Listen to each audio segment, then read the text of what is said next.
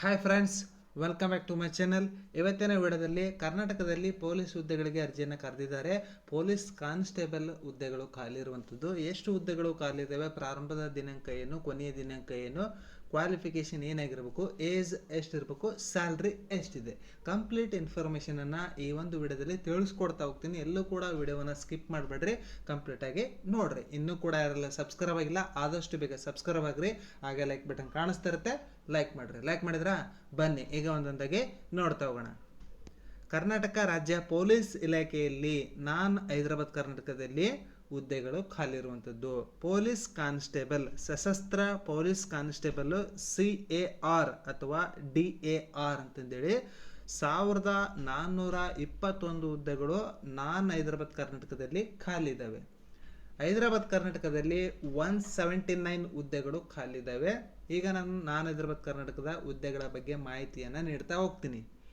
ಇದು ಕೂಡ ಹೈದರಾಬಾದ್ ಮತ್ತು HK ಎರಡಕ್ಕೂ ಕೂಡ ಸೇಮ್ ಕ್ವಾಲಿಫಿಕೇಷನ್ನು, ಸೇಮ್ ಏಜ್ ಎಲ್ಲ ಕಂಪ್ಲೀಟ್ ಸೇಮ್ ಇರುತ್ತೆ. ಬಟ್ ಹುದ್ದೆಗಳು ಅಲ್ಲಲ್ಲಿ ಚೇಂಜಸ್ ಆಗಿ ಇರ್ತಾ ಹೋಗುತ್ತೆ. ಬೇರೆ ಬೇರೆ ಜಿಲ್ಲೆಗಳಲ್ಲಿ ಹೆಚ್ಚು ಕಡಿಮೆ ಆಗ್ತಾ ಹೋಗಿರ್ತವೆ. ಅದಿಷ್ಟೇ ಡಿಫ್ರೆನ್ಸು. ಈಗ ಹೈದರಾಬಾದ್ ಕರ್ನಾಟಕದ ನೋಟಿಫಿಕೇಷನನ್ನು ಕಂಪ್ಲೀಟಾಗಿ ತಿಳ್ಕೊಳ್ತಾ ಹೋಗೋಣ. ಹೈದರಾಬಾದ್ ಕರ್ನಾಟಕದಲ್ಲಿ 1421 ಹುದ್ದೆಗಳು ಖಾಲಿ ಇದ್ದಾವೆ. ಅದೇ ರೀತಿಯಾಗಿ ಹೈದರಾಬಾದ್ ಕರ್ನಾಟಕದಲ್ಲಿ 179 ಹುದ್ದೆಗಳು ಖಾಲಿ ಇದ್ದಾವೆ. ಇವೊಂದು ಸಶಸ್ತ್ರ ಹುದ್ದೆಗಳಾಗಿರ್ತವೆ. ಇವು ಸಿವಿಲ್ ಹುದ್ದೆಗಳ ಆಗಿರೋದಿಲ್ಲ, ಸಶಸ್ತ್ರ ಹುದ್ದೆಗಳು ಆಗಿರ್ತವೆ. ಅದನ್ನು ನೆನಪಲ್ಲಿ ಇಟ್ಕೊಳ್ರಿ. ಈ ಒಂದು ಹುದ್ದೆಗೆ ಸ್ಯಾಲ್ರಿ ಎಷ್ಟಿದೆಯಪ್ಪ ಅಂತಂದರೆ 37,500 ರೂಪಾಯಿ ಬೇಸಿಕ್ ಪೇ ಸ್ಯಾಲ್ರಿನ ನೀಡ್ತಾ ಹೋಗ್ತಾರೆ. ಈ ಒಂದು ಹುದ್ದೆಗೆ 37,500 ರೂಪಾಯಿ ಬೇಸಿಕ್ ಪೇ ಸ್ಯಾಲ್ರಿನ ನೀಡ್ತಾ ಹೋಗ್ತಾರೆ. TA, DA, HRA ಅಂತಂದೇಳಿ ಎಲ್ಲ ಸೇರಿಕೊಂಡು ಒಂದು 45,000 ಪ್ಲಸ್ ಸ್ಯಾಲ್ರಿ ಇವರಿಗೆ ಪ್ರತಿ ತಿಂಗಳು ನೀಡ್ತಾ ಹೋಗ್ತಾರೆ. 45,000 ಪ್ಲಸ್ ಸ್ಯಾಲ್ರಿ ಇವರಿಗೆ ಪ್ರತಿ ತಿಂಗಳು ನೀಡ್ತಾ ಹೋಗ್ತಾರೆ. ಹೈದರಾಬಾದ್ ಕರ್ನಾಟಕದಲ್ಲಿ 1421 ಹುದ್ದೆಗಳು ಖಾಲಿ ಇದ್ದಾವೆ. ನೆಕ್ಸ್ಟ್, ಈಗ ಈ ಒಂದು ಹುದ್ದೆಗೆ ಕ್ವಾಲಿಫಿಕೇಷನ್ ಏನಾಗಿರಬೇಕು? PUCಯನ್ನು ಕಂಪ್ಲೀಟ್ ಮಾಡ್ಕೊಂಡಿರ್ಬೇಕು ಅಥವಾ ತತ್ಸಮಾನ ವಿದ್ಯಾರ್ಹತೆಯನ್ನು ನೀವು ಕಂಪ್ಲೀಟ್ ಮಾಡ್ಕೊಂಡಿರ್ಬೇಕು. ಇದನ್ನು ಗಮನದಲ್ಲಿಟ್ಕೊಂಡು ಅಪ್ಲಿಕೇಶನನ್ನು ಸಬ್ಮಿಟ್ ಮಾಡಿಬಿಡ್ರಿ. ಅಂದರೆ ಸೆಕೆಂಡ್ PUCಯನ್ನು ಕಂಪ್ಲೀಟ್ ಮಾಡಿಕೊಂಡ್ರೆ ಈ ಒಂದು ಹುದ್ದೆಗೆ ಅರ್ಜಿಯನ್ನು ಸಲ್ಲಿಸಬಹುದು. ನೆಕ್ಸ್ಟ್, ಈ ಒಂದು ಹುದ್ದೆಗಳಿಗೆ ನೀವು ಆನ್ಲೈನ್ ಮುಖಾಂತರ ಅಪ್ಲಿಕೇಶನನ್ನು ಸಬ್ಮಿಟ್ ಮಾಡಬೇಕಾಗಿರುತ್ತೆ. ಏಜ್ ಎಷ್ಟಿರಬೇಕಪ್ಪ ಅಂತಂದರೆ ಮಿನಿಮಮ್ 18 ವರ್ಷವನ್ನು ತುಂಬಿರಬೇಕು. 18 ವರ್ಷ ಕಂಪ್ಲೀಟ್ ಆಗಿರಬೇಕು. ಸಾಮಾನ್ಯ ಅಭ್ಯರ್ಥಿಗಳಾಗಿದ್ದರೆ 18ರಿಂದ 33 ವರ್ಷ. ಪರಿಶಿಷ್ಟ ಜಾತಿ, ಪರಿಶಿಷ್ಟ ಪಂಗಡ ಪ್ರವರ್ಗವನ್ನು 2A, 2B, 3A, 3Bಗೆ ಸೇರಿದರೆ 18ರಿಂದ 35 ವರ್ಷದೊಳಗಿನ ಎಲ್ಲ ಅಭ್ಯರ್ಥಿಗಳು ಅಪ್ಲಿಕೇಶನನ್ನು ಸಬ್ಮಿಟ್ ಮಾಡಬಹುದು. ಕರ್ನಾಟಕದ ಅರಣ್ಯ ಪ್ರದೇಶಗಳಲ್ಲಿ ವಾಸಿಸುತ್ತಿರುವ ಬುಡಕಟ್ಟು ಅಭ್ಯರ್ಥಿಗಳಿಗೆ 18ರಿಂದ 38 ವರ್ಷದೊಳಗಿನ ಎಲ್ಲ ಅಭ್ಯರ್ಥಿಗಳು ಕೂಡ ಅಪ್ಲಿಕೇಶನನ್ನು ಸಬ್ಮಿಟ್ ಮಾಡ್ಬೋದು. ಇಲ್ಲಿ ಕೆಲವೊಂದಷ್ಟು ಅಭ್ಯರ್ಥಿಗಳಿಗೆ ಏಜ್ ರಿಲ್ಯಾಕ್ಸೇಷನನ್ನು ಕೊಟ್ಟಿದ್ದಾರೆ. ಅಂದರೆ ಎಲ್ಲ ಅಭ್ಯರ್ಥಿಗಳಿಗೂ ಕೂಡ ಏಜ್ ರಿಲ್ಯಾಕ್ಸೇಷನನ್ನು ಕೊಟ್ಟಿದ್ದಾರೆ. ಯಾಕಂತಂದರೆ ಈಗ 3 ವರ್ಷಗಳಲ್ಲಿ ಯಾವುದೇ ರೀತಿಯಾದಂತಹ ನೇಮಕಾತಿಗಳು ಆಗಿಲ್ಲ. ಆ ಒಂದು ದೃಷ್ಟಿಕೋನವನ್ನು ಇಟ್ಕೊಂಡು ಕರ್ನಾಟಕ ಸರ್ಕಾರ ಒನ್ ಟೈಮ್ ಅಂದರೆ ಒಂದು ಸಲ ಮಾತ್ರ 5 ವರ್ಷ ಏಜ್ ರಿಲ್ಯಾಕ್ಸೇಷನನ್ನು ಕೊಟ್ಟಿದ್ದಾರೆ. ಸಾಮಾನ್ಯ ಅಭ್ಯರ್ಥಿಗಳಾಗಲಿ, SC/ST ಆದರೂ ಆಗಿರಲಿ, ಆಮೇಲೆ ಫಿಸಿಕಲ್ ಹ್ಯಾಂಡಿಕ್ಯಾಪ್ಡ್ ಆಗಿರಲಿ, ಕರ್ನಾಟಕ ಅರಣ್ಯ ಪ್ರದೇಶಗಳಲ್ಲಿ ವಾಸಿಸುತ್ತಿರುವ ಬುಡಕಟ್ಟು ಜನಾಂಗದವರಾಗಿರಲಿ, ಯಾರಾದರೂ ಆಗಿರಲಿ, ಎಲ್ಲರಿಗೂ ಕೂಡ 5 ವರ್ಷ ಏಜ್ ರಿಲ್ಯಾಕ್ಸೇಷನನ್ನು ಕೊಟ್ಟಿದ್ದಾರೆ. ಅಂದರೆ ಸಾಮಾನ್ಯ ಅಭ್ಯರ್ಥಿಗಳಿಗೆ 33 ವರ್ಷ ಕೊಟ್ಟಿದ್ದರು. ಈಗ ಪ್ಲಸ್ 5 ವರ್ಷ ಆ್ಯಡ್ ಮಾಡ್ಕೊಳ್ರಿ. 38 ವರ್ಷದೊಳಗಿನ ಎಲ್ಲ ಅಭ್ಯರ್ಥಿಗಳು ಕೂಡ ಈ ಒಂದು ಪೊಲೀಸ್ ಕಾನ್ಸ್ಟೇಬಲ್ ಹುದ್ದೆಗಳಿಗೆ ಅರ್ಜಿಯನ್ನು ಸಲ್ಲಿಸಬಹುದು. ಇದೇ ರೀತಿಯಾಗಿ SC/ST ಗಳಿಗೆ ಅವರಿಗೆ 35 ಪ್ಲಸ್ 5 ವರ್ಷ 40 ವರ್ಷ. ಕರ್ನಾಟಕ ಅರಣ್ಯ ಪ್ರದೇಶದಲ್ಲಿ ವಾಸಿಸುವಂತಹ ಬುಡಕಟ್ಟು ಜನಾಂಗದವರಿಗೆ 38 ಪ್ಲಸ್ 5 ಈ ರೀತಿಯಾಗಿ ಆ್ಯಡ್ ಮಾಡಿಕೊಂಡು ನೀವೇನು ಮಾಡ್ಬೋದು, ಅಪ್ಲಿಕೇಶನನ್ನು ಸಬ್ಮಿಟ್ ಮಾಡ್ಬೋದು. ಒನ್ ಟೈಮ್ ಮಾತ್ರ, ಒಂದೇ ಸಲ ಹಾಕ್ಬೋದು. ನೀವು ಪದೇ ಪದೇ ಹಾಕೋಕ್ಕಾಗುತ್ತಾ? ಇಲ್ಲ. ನೆಕ್ಸ್ಟ್ ಇಯರ್ಗೆ ಹಾಕೋಕ್ಕೆ ಚಾನ್ಸ್ ಇರೋದಿಲ್ಲ. ಒಂದೇ ಸಲ ನಿಮಗೆ ಚಾನ್ಸನ್ನು ಅವರು ಕೊಟ್ಟಿರುವಂಥದ್ದು. ಮಾಜಿ ಸೈನಿಕರು ಏನಾರು ಆಗಿದ್ದರೆ ಅವರಿಗೆ 3 ವರ್ಷ ಏಜ್ ರಿಲ್ಯಾಕ್ಸೇಷನನ್ನು ಅವರು ನೀಡಿರುವಂಥದ್ದು. ಅರ್ಜಿ ಸಲ್ಲಿಸುವ ವಿಧಾನ ಬಹಳ ಇಂಪಾರ್ಟೆಂಟ್ ಆಗಿರುತ್ತೆ. ಎಲ್ಲಿ ಅರ್ಜಿಯನ್ನು ಸಲ್ಲಿಸಬೇಕು? ವೆಬ್ಸೈಟ್ ಅಡ್ರೆಸ್ ನಾನು ಈ ವಿಡಿಯೋ ಡಿಸ್ಕ್ರಿಪ್ಷನ್ ಬಾಕ್ಸ್ನಲ್ಲಿ ಕೊಟ್ಟಿರ್ತೀನಿ. ಅದನ್ನು ಜಸ್ಟ್ ಕ್ಲಿಕ್ ಮಾಡಿದರೆ ಸಾಕು, ನೀವು ವೆಬ್ಸೈಟ್ಗೆ ಡೈರೆಕ್ಟಾಗಿ ಹೋಗಿ ಅಪ್ಲಿಕೇಶನನ್ನು ಸಬ್ಮಿಟ್ ಮಾಡ್ಬೋದು. ಹಾಗೆ ಟೆಲಿಗ್ರಾಮ್ ಚಾನಲ್ ಲಿಂಕು ಕೊಟ್ಟಿರ್ತೀನಿ. ಆ ಒಂದು ಚಾನಲ್ ಕೂಡ ಜಾಯ್ನ್ ಆಗಿರಿ. ಅನೇಕ ಹುದ್ದೆಗಳ ಬಗ್ಗೆ ಇನ್ಫಾರ್ಮೇಷನನ್ನು ಆ ಒಂದು ಚಾನಲಲ್ಲಿ ಕೊಡ್ತಾ ಇರ್ತೀನಿ. ಇದು ನಿಮಗೆ ಬಹಳ ಇಂಪಾರ್ಟೆಂಟ್ ಆಗಿರುತ್ತೆ. https://cet.online.karnataka.government.in/KEA/ ಅಂತಂದೇಳಿ ನೀವು ಏನಾದರೂ ಗೂಗಲಲ್ಲಿ ಹೋಗಿ ಸರ್ಚ್ ಕೊಟ್ಟರೆ ಅಲ್ಲಿ KEA ವೆಬ್ಸೈಟು ಓಪನ್ ಆಗುತ್ತೆ. ಅಲ್ಲಿ ನೀವು ಹೈದರಾಬಾದ್ ಕರ್ನಾಟಕದವರಾಗಿದ್ದರೆ ಹೈದರಾಬಾದ್ ಕರ್ನಾಟಕದ ಚೂಸ್ ಮಾಡ್ಕೊಳ್ರಿ. ನಾನು ಹೈದರಾಬಾದ್ ಕರ್ನಾಟಕ ಇದ್ದರೆ ನಾನು ಹೈದರಾಬಾದ್ ಕರ್ನಾಟಕ ಅಂತಂದೇಳಿ ಚೂಸ್ ಮಾಡಿಕೊಂಡ್ರೆ ಅಲ್ಲಿ ನಿಮಗೆ ಅಪ್ಲಿಕೇಶನ್ ಲಿಂಕ್ ಓಪನ್ ಆಗ್ತಾ ಹೋಗುತ್ತೆ. ಈಗ ಅರ್ಜಿ ಸಲ್ಲಿಸೋದಕ್ಕೆ ಪ್ರಾರಂಭದ ದಿನಾಂಕ ಏನಾಗಿರುತ್ತೆ? 22/6/2026 ಪ್ರಾರಂಭದ ದಿನಾಂಕ ಆಗಿರುತ್ತೆ. ಕೊನೆಯ ದಿನಾಂಕ ಬಂದು 24/7/2026 ಕೊನೆಯ ದಿನಾಂಕ ಆಗಿರುತ್ತೆ.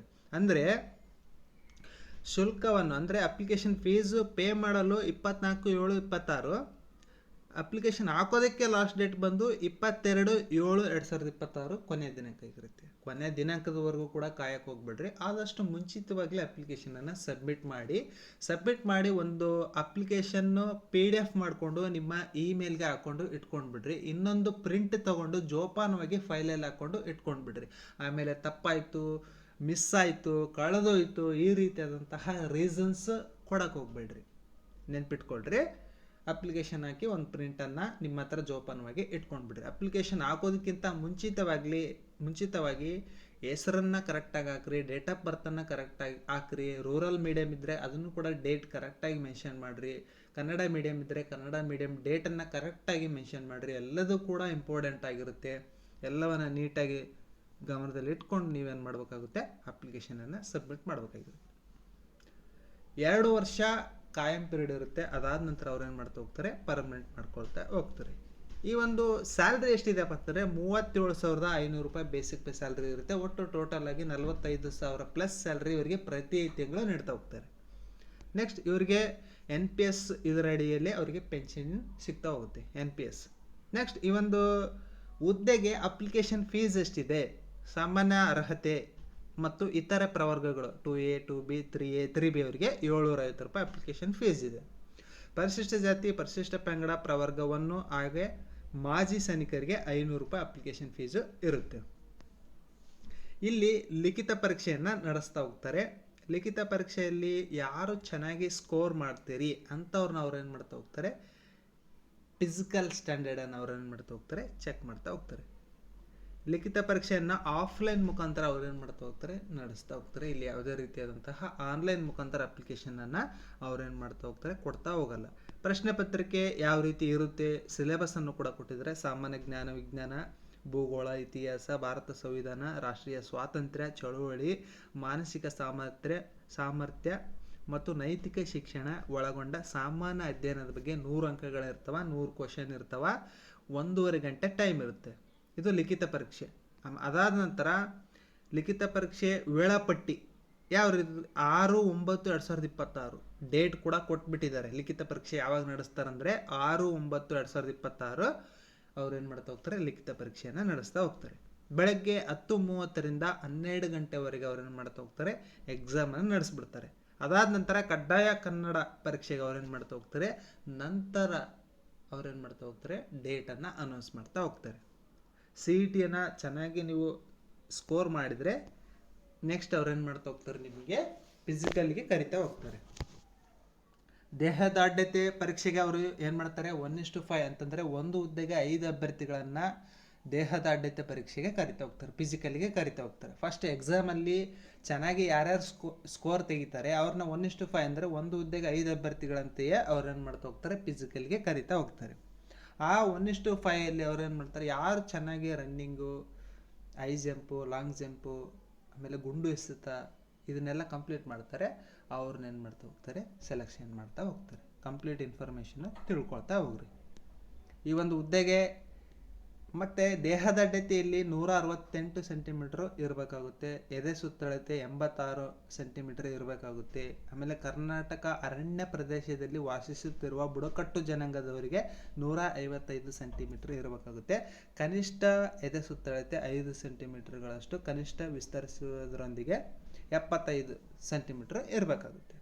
ಇದನ್ನು ನೆನಪಲ್ಲಿ ಇಟ್ಕೊಂಡು ಈ ಒಂದು PDF-ಅನ್ನು ಈ ವಿಡಿಯೋ ಡಿಸ್ಕ್ರಿಪ್ಷನ್ ಬಾಕ್ಸ್ನಲ್ಲಿ ನನ್ನ ಟೆಲಿಗ್ರಾಮ್ ಚಾನಲ್ ಲಿಂಕ್ ಕೊಟ್ಟಿರ್ತೀನಿ. ನನ್ನ ಟೆಲಿಗ್ರಾಮ್ ಚಾನಲಲ್ಲಿ ಈ ಒಂದು PDF-ಅನ್ನು ಹಾಕಿರ್ತೀನಿ. ಎಲ್ಲರೂ ಕೂಡ ಡೌನ್ಲೋಡ್ ಮಾಡ್ಕೊಳ್ರಿ, ಒಂದು ಸಲ ಓದ್ಕೊಳ್ರಿ, ಆಮೇಲೆ ಅಪ್ಲಿಕೇಶನ್ ಹಾಕೋದಕ್ಕೆ ಶುರು ಮಾಡಿರಿ. ಉದ್ದ ಜಿಗಿತ, ಲಾಂಗ್ ಜಂಪು, ಗುಂಡು ಎಸೆತ ಎಲ್ಲ ಇರ್ತಾವೆ ಫಿಸಿಕಲಲ್ಲಿ. ಫಸ್ಟ್ ಎಕ್ಸಾಮಿಗೆ ಪ್ರಿಫರೆನ್ಸನ್ನು ಕೊಟ್ಟು ನೀವು ಓದೋದಕ್ಕೆ ಸ್ಟಾರ್ಟ್ ಮಾಡಿರಿ ಇವಾಗಲಿಂದಲೇ. ಈ ಒಂದು ವಿಡಿಯೋವನ್ನು ನಿಮ್ಮ ಸ್ನೇಹಿತರಿಗೆ, ನಿಮ್ಮ ಫ್ಯಾಮಿಲಿಯವರಿಗೆ ಶೇರ್ ಮಾಡಿರಿ, ಲೈಕ್ ಮಾಡಿರಿ, ಹಾಗೆ ಸಬ್ಸ್ಕ್ರೈಬ್ ಆಗೋದನ್ನು ಮಾತ್ರ ಮರಿಬೇಡಿ. ಎಲ್ಲರಿಗೂ ಕೂಡ ಗುಡ್ ಲಕ್.